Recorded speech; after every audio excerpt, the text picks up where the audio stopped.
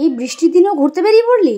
আরে না না, ঘুরতে বেরোয়নি, ভাইয়ের জ্বর তাই ওষুধ নিতে বেরিয়েছি। আবার একজন জিজ্ঞেস করলো, এই দিনেও ঘুরতে বেরোতে হবে?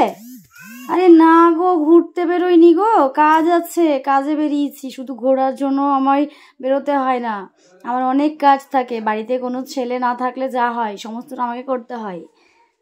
ভাইয়ের ওষুধ নিতে বেরিয়েছি, ফল এগুলো সব শেষ হয়ে গেছে, এগুলো নিতে বেরিয়েছি। এই বাড়ি থেকে বেরোনোর পর কতজনের প্রশ্নের যে উত্তর দিয়ে বাড়ি ফিরলাম তার কোনো ঠিকানা নেই।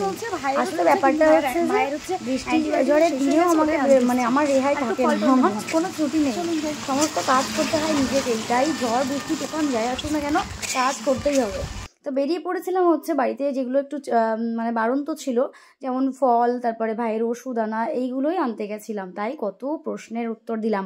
আচ্ছা, এই যে প্রকৃতিটা দেখতে পাচ্ছেন কি দারুণ লাগছিল না, বৃষ্টির সময় ঝিরিঝিরি বৃষ্টি হচ্ছে আর ঝোড়ো হাওয়া দিচ্ছিল, আর তার সাথে এই যে ভেজা রাস্তা, ও বাবা কি বলবো, কত মানুষের কাজ আটকে রয়েছে এর মধ্যে। যেমন সুন্দর লাগে তেমন এই যে মানুষের অনেক কাজকর্ম এইভাবে আটকে যায়, থেমে থাকে। হ্যাঁ, যেমন আমি আমার কথা বলছি। তারপরে দেখুন, নিজের কাজ কি আর বন্ধ থাকে? হ্যাঁ, যাই হোক না কেন, ঝড় জল তুফান যাই আসুন না কেন, আমাদের কাজ করতেই হবে। তো সবটা নিজে করতে হয়, তো তাই আর কি বেরিয়ে পড়েছিলাম। তার মধ্যেই অনেকের অনেক রকম প্রশ্ন থাকে। এবার বিষয়টা হচ্ছে বাড়িতে কোনো ছেলে থাকে না, সবটা আমাকে নিজেই করতে হয়। তাই এগুলো আর দেখে কাজ নেই বাবা, কে কী বললো, তাই নিজের কাজটা নিজে করতে আমি বেশি ভালোবাসি আর করেও ফেলেছি।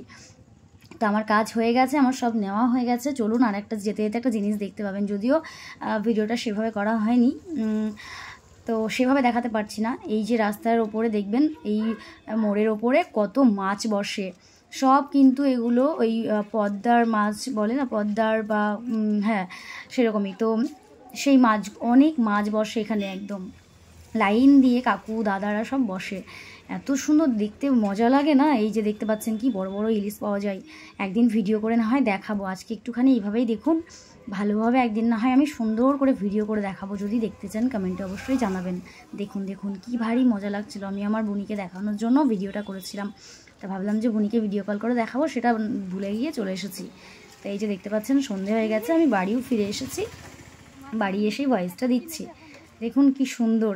তা যাই হোক, কেমন লাগলো জানাবেন, আর আমার মতন অবস্থা আর কার কার এরকম একটু কমেন্টে জানাবেন। আজ আসি, আবারও দেখা হবে নতুন ভিডিওর সাথে। সবাই খুব ভালো থাকবেন, সুস্থ থাকবেন, নমস্কার।